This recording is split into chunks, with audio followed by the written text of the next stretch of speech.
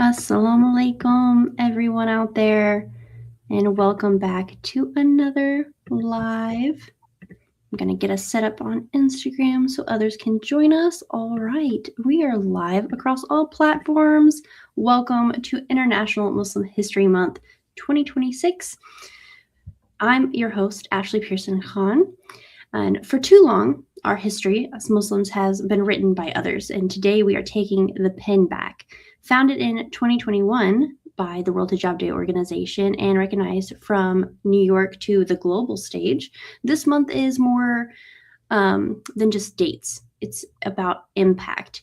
We are live every Friday this May to celebrate Muslim thinkers, the creators, and icons who have shaped our world. So you are watching International Muslim History Month virtual conference live at World Hijab Day. So make sure you're following us on all platforms, Instagram, YouTube, Twitter, or X as it's called, LinkedIn as well.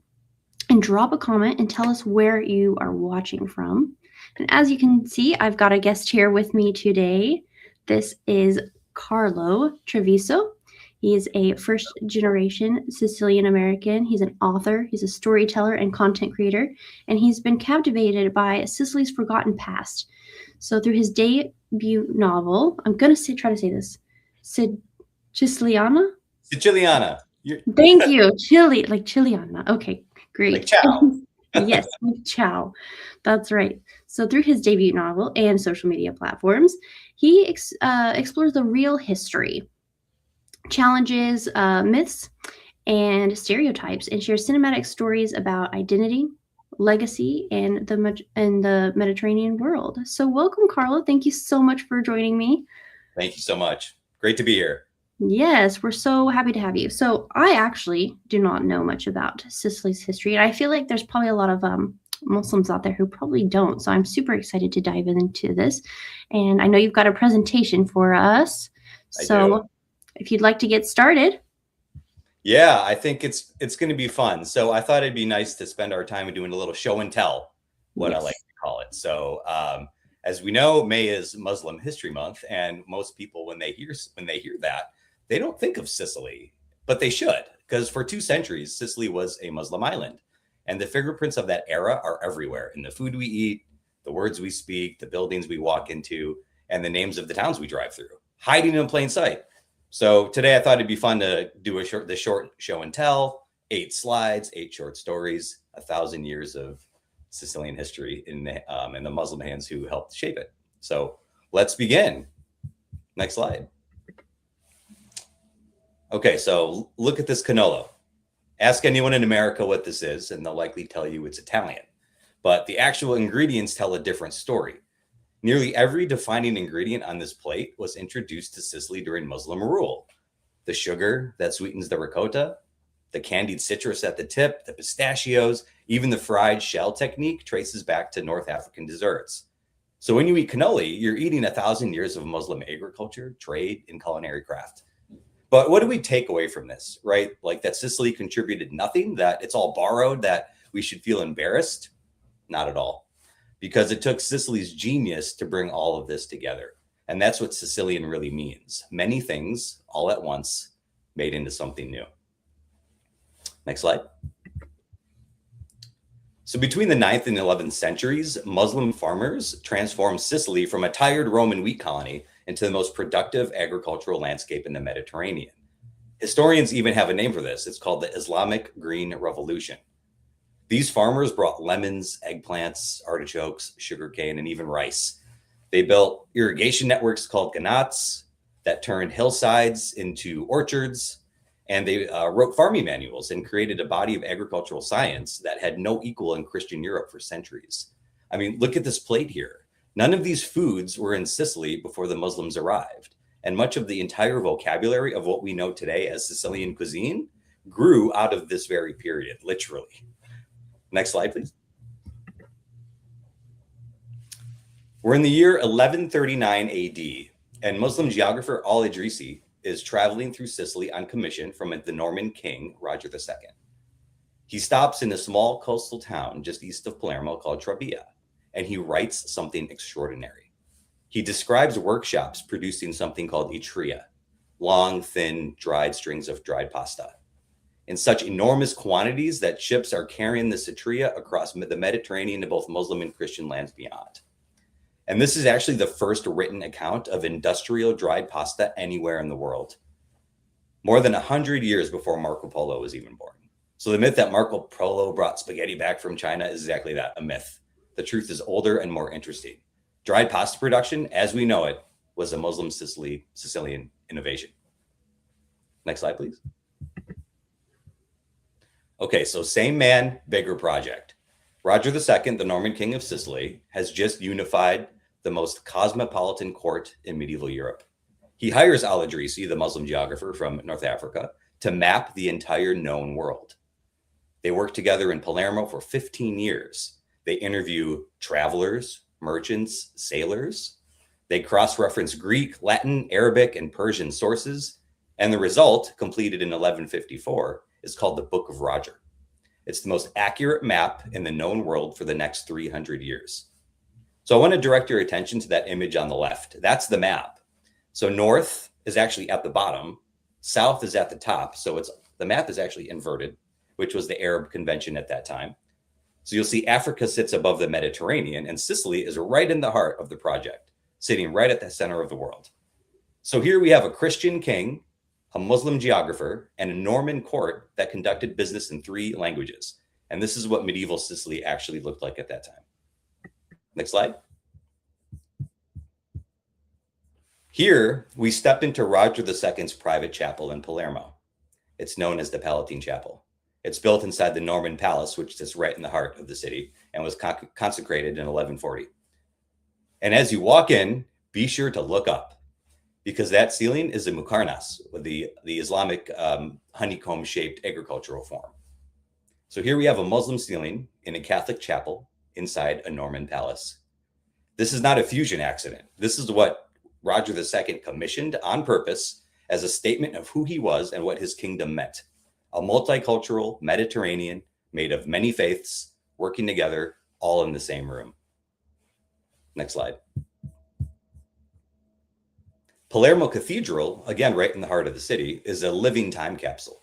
Every turret, column, and inscription tells the story of era upon era layered on top of the next. But there's one detail that really tells the entire story. So at the entrance, carved into a column, is an inscription in Arabic from the Quran. But how did a verse from the Quran end up in a Catholic cathedral? Well, as I mentioned, from the 9th to 11th centuries, Palermo was one of the great capitals of the Muslim world. The Arabs called it Balarm, and at its heart stood the great Mosque of Balarm, on the same ground that the cathedral now stands.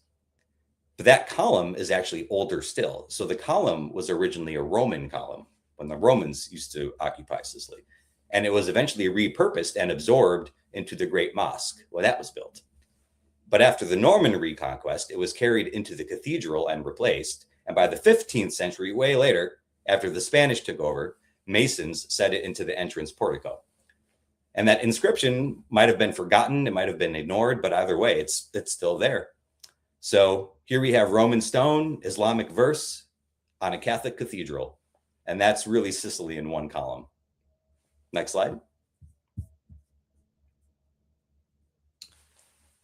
The year is 1224, so we're fast forwarding in time now from the time of Roger II. So it's almost been a century since al-Idrisi mapped the world for Roger. The age of coexistence, unfortunately, is now dying. Emperor Frederick II, Roger's grandson, has decided to expel the remaining Muslims of Sicily. He deports them town by town to a colony on the Italian mainland called 𝘚𝘪𝘏𝘓. And most go quietly, but one city doesn't. High in the mountains of western Sicily sits Entella, an ancient stronghold the Muslims have held for generations. And one woman there refuses to leave. Arab chroniclers actually don't have her birth name. Today, we simply call her the Virago of Entella, which means the warrior woman. She rallies a Muslim resistance, takes up arms, and leads a campaign against the most powerful emperor in Europe. But unfortunately, the fortress finally falls after a long siege, and her fate is lost to history. And almost no one in Sicily knows her story. So let's remember her today. the Virago of Entella. Next slide. So the Muslims were expelled from Sicily, the mosques were converted, but language is harder to erase than architecture. And Arabic is still in the mouth of every Sicilian alive today. Words like Marsala, the city famous for its fortified wine, comes from Marsala, God's port, or Zafarana, the prized spice we call saffron, straight from the Arabic zafaran. I hope I'm saying that correctly. There are thousands more words, place names, food names, architectural vocabulary. Every time a Sicilian speaks, Arabic speaks with them. And it's a reminder that the Muslim history of Sicily was never truly lost. It's whispering through every conversation, and we just have to know how to listen for it. Next slide.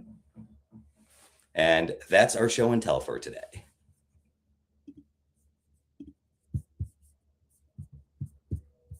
I forgot I was muted. I was just saying that's amazing. I did not know any of that. That's so cool. The history is just, wow, it's incredible.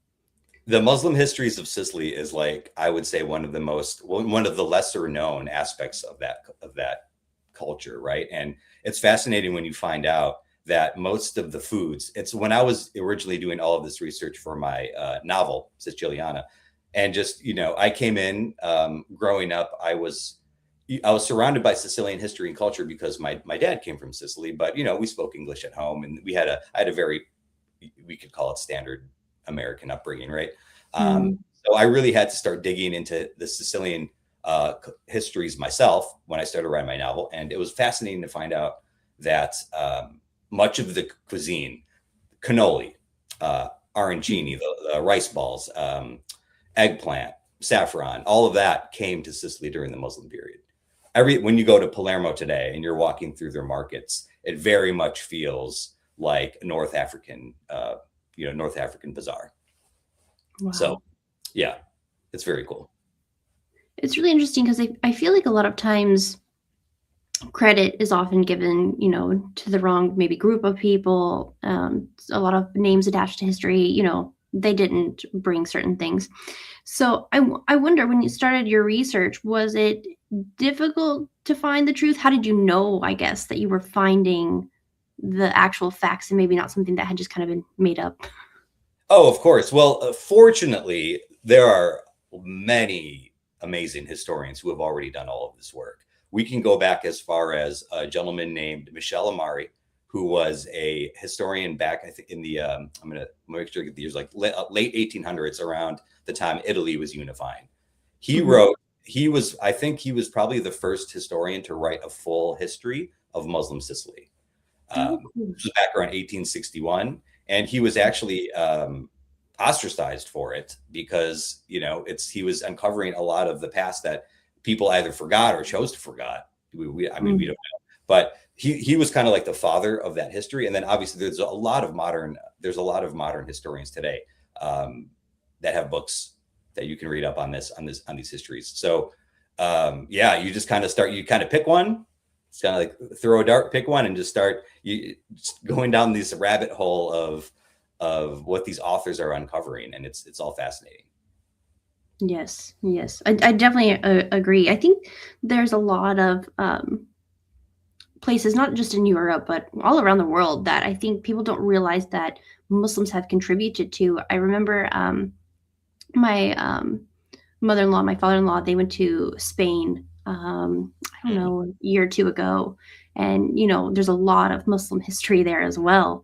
And when they were exploring, they wanted to go into some buildings and everything. And at one point, this one lady goes, "But don't pray in there." She didn't, and I thought, a long time ago, there were a lot of Muslims there. And now you're not even allowed to, practice your faith. I think it's really interesting. And then even when I was talking previously last Friday, I kind of brought up Spain, and then I was like, let me save it for the European side. But also I've been looking into the history of Oxford and the women that first went to Oxford University in England.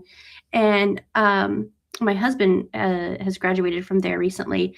And so the other day we decided to look up and see the first Muslim maybe like who went there, at least what time period it was. And there's nothing for sure that we could find, at least on the internet, but it said possibly 800 years later, some after it opened, that a Muslim was able to go. But I think their history with faith, because Christians were at one time fighting Christians, it wouldn't have been safe. But it's really interesting to see how Muslims have touched different parts of the world. Absolutely. Sure. I mean, you mentioned Spain. I was in Spain a couple of years ago on a vacation, and we stopped in Cordoba. Are you familiar with Cordoba? I've heard of it.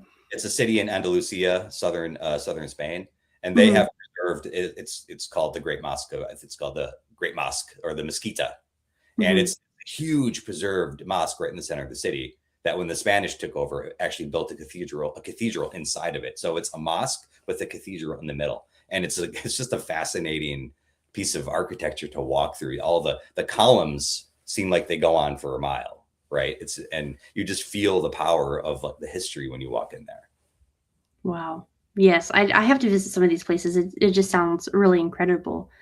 So why does Sicily matter so much when we talk about Muslim history?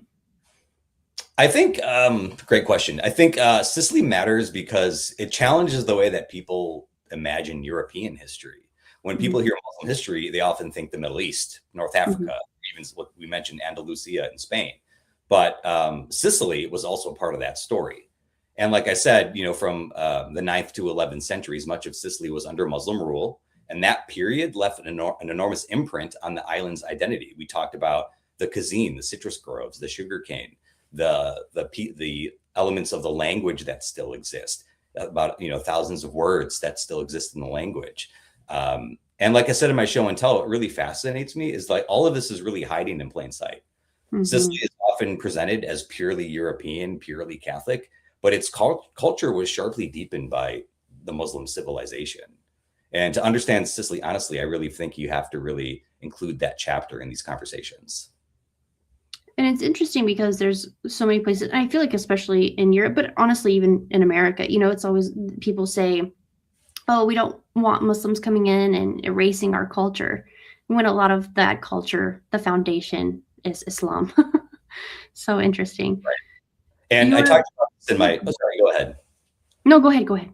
Well, in my show and tell, if you remember, I talked about Roger II. He was probably considered the greatest Norman king. So when the Normans are a people from northern France, Normandy, if you know the word Normandy, like the D-Day invasion is in World War II took place in Normandy. So those peoples came from France, took over Sicily from the Muslims. But when they did, they preserved the infrastructure, they preserved the culture. So that's why Roger II was very famous for like having a lot of Arabic art, Arabic dress within his reign during that time. I mean, I showed you the chapel ceiling. He had that chapel built to look like that chapel looks like. So if you've ever been to Spain, again, the Alhambra.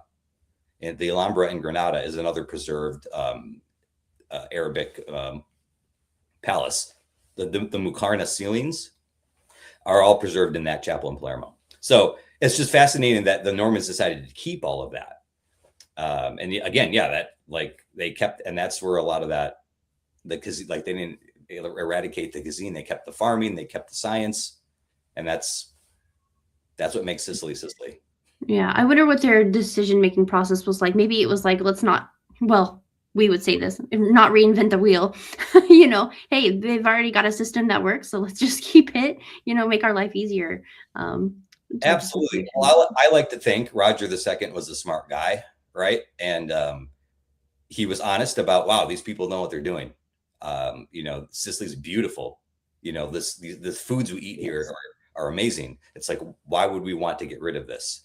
And the reason the Muslims were eventually expelled, I didn't really dive into it in my show and tell, but I suppose I could say it here, is so Roger II's grandson, his name was Frederick II, and he was a very famous Holy Roman Emperor. He was considered they called him the eighth wonder of the world, I believe it was the 8th or the 7th. They called him the Stupor Mundi, the wonder of the world. Frederick II was a very enlightened, scientific, intellectual thinker. But he was the emperor that expelled the Muslims. And unfortunately, the reason he did that is because Obviously, the current administration on the island was encroaching on Muslim villages across the island, and the Muslims are starting to fight back. And he was basically said, "I can't have this anymore. I need to run a nation that is that doesn't have this kind of conflict." So he just decided to boot them all out, and that's what happened. So it was basically a political decision. It had nothing to do with, what you might assume is just racism or anti-immigration or anything like that. It was just a political decision. These people are causing me problems. They need to go. Right. Wow. I feel like after learning all of this, I'll never look at Italy the same. It's so interesting. He was another guy, Frederick II, which had Muslim, court. What do you call them? Court scholars, court scientists. Like, he appreciated the culture too, but when he was stuck between. Appreciation goes so far when political issues start causing. Anyway. Yeah, at some point you kind of have to appreciate what's in front of you, regardless of who came up with it, right? So your work often talks about Sicily as a crossroads. What does that mean to you? Yeah, so Sicily as a crossroads means that Sicily was never one simple thing. It's layered, it's mixed, it's remixed, it's culturally complex, right? It sits right in the middle of the Mediterranean between Europe, North Africa, and the East. And because of that, every major civilization has moved and through and touched Sicily in some way. The island itself absorbed Greek temples, which you can still see, Arab agriculture, like we talked about, cuisine, Norman cathedrals, and even Spanish influence as well. So that's what makes Sicily a really powerful subject to write about, because it resists purity myths, right? It resists a narrow nationalist identity. And I think that really matters today in this day and age, because a lot of modern identity debates are built around this fantasy that cultures are clean, cultures are pure and untouched, but that is not the case. We've been mixing and remixing basically since the dawn of humanity. And Sicily proves that, right? Like, its beauty comes from this cultural contact, the conflict, the exchange, the survival. And that's the story I really try to tell. Yes. And I also see, I've seen when visiting England, how sometimes, I'll use Jane Austen for an example. They have some of her clothes at her home on display. And I think at one point somebody had brought her something from India to wear, like a shawl. It was muslin.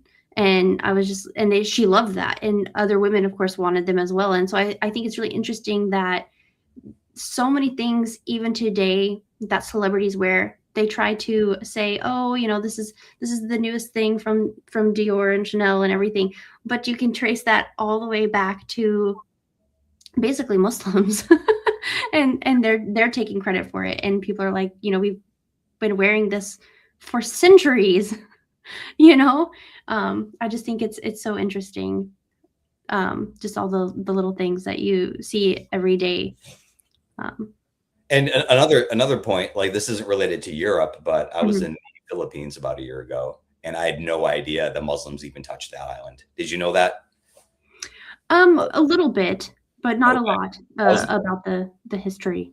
Yeah, it was news to me. Like, you don't think going to the South Pacific that the Muslims went that way. Like, you think, okay, so they came to Europe, they came through Sicily up to Spain, but they also went east, and they went as far as the South Pacific, which was crazy. So the southern half of that island is Muslim based.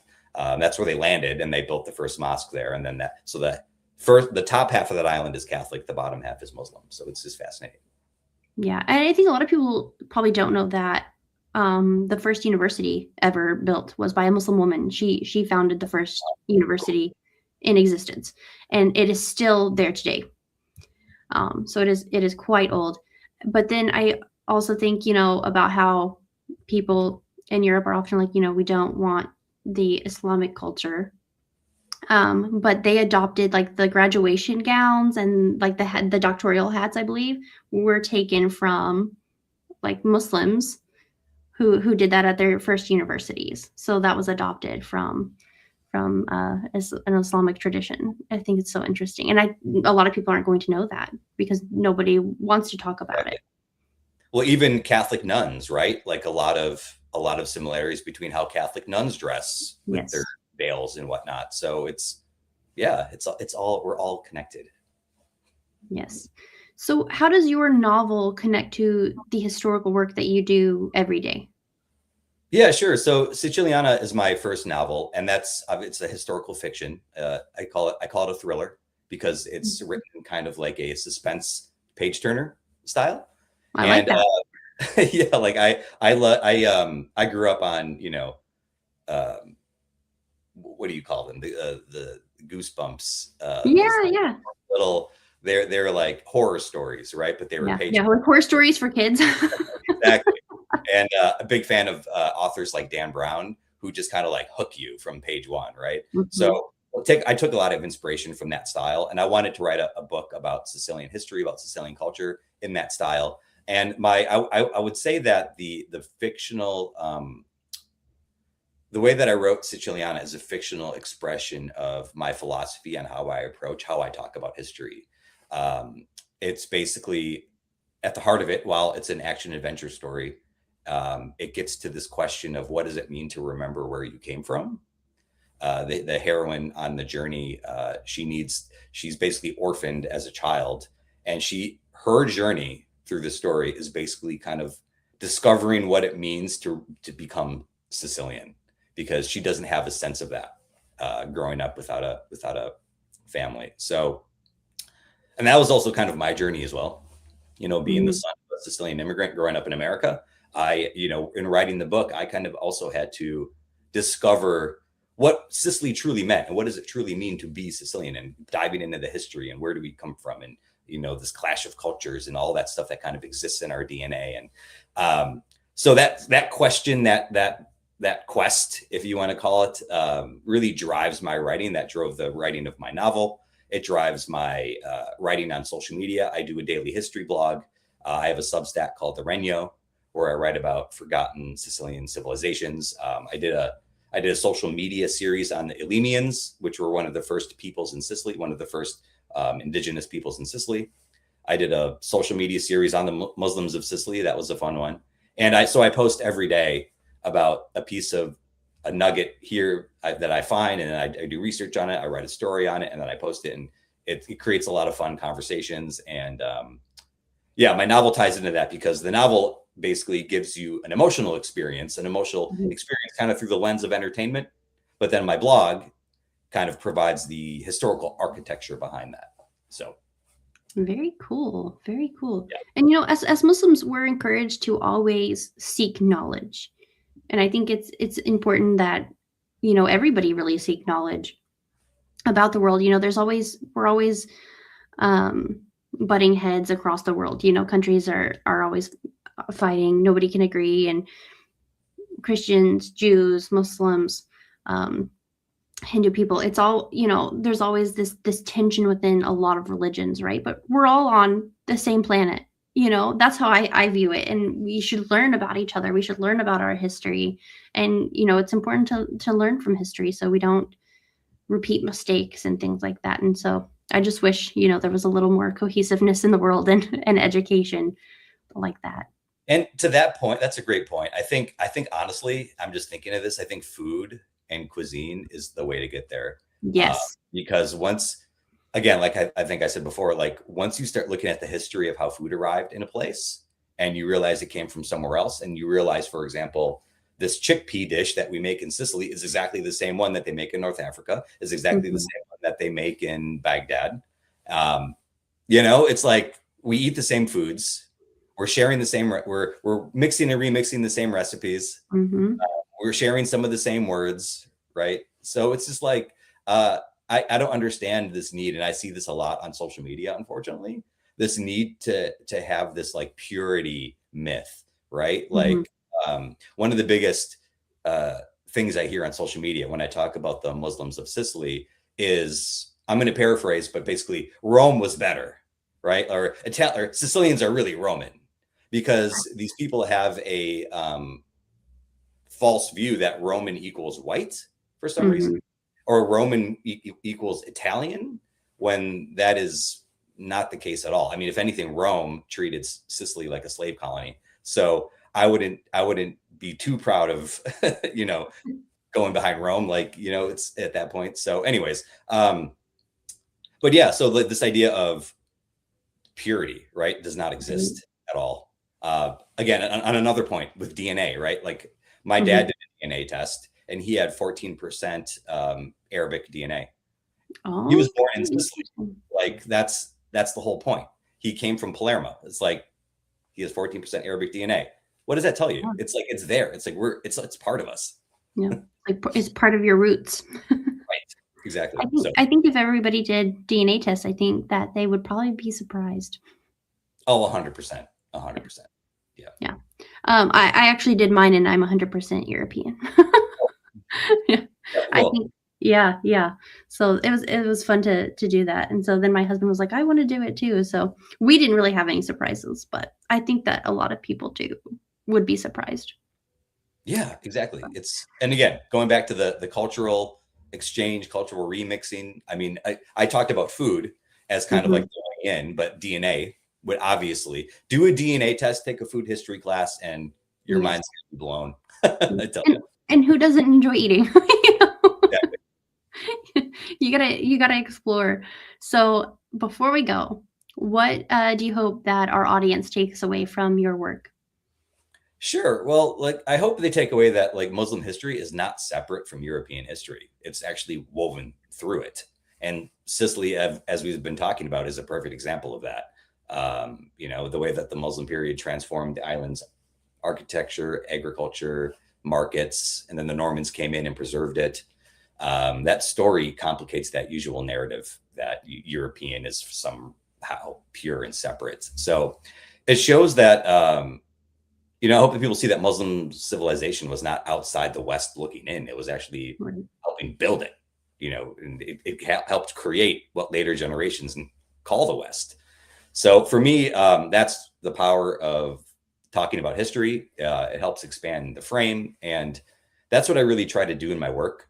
Tell richer stories, challenge inherited myths, and remind people that identity is much older, deeper, and more beautifully mixed than we've been taught. And that's what I hope people take away from my book, my work on social media, and just, us talking here right now. Right. Very nicely put. I think I've learned a lot, and I know that anybody who watches this is probably also going to learn a lot and take away something new. So I really appreciate you joining us, and I'm really glad that you share on social media every day bits of history. So thank you so much, and hopefully we'll have you back again sometime. Yeah, thank you. And I have to say, your page has been very friendly to me on Instagram. You all, sometimes hit me up and say, "Hey, let's collaborate." When I share a post, I did a post on the Virago of Entella a couple weeks ago, and your page reached out and said, "Hey, tag us. We want to be part of this." So that's always cool to see that kind of collaboration. Yes. Yeah, it's important. I think it helps reach a broader audience as well, right? Absolutely. To collaborate. So amazing. Well, thank you so much. And thank you to everyone who joined, who is watching live, and all of those of you who watch later. So don't forget, mark your calendars. Every Friday at 9 a.m. Eastern Time, we will be here to talk about Muslim history. Thank you so much. Assalamu alaikum.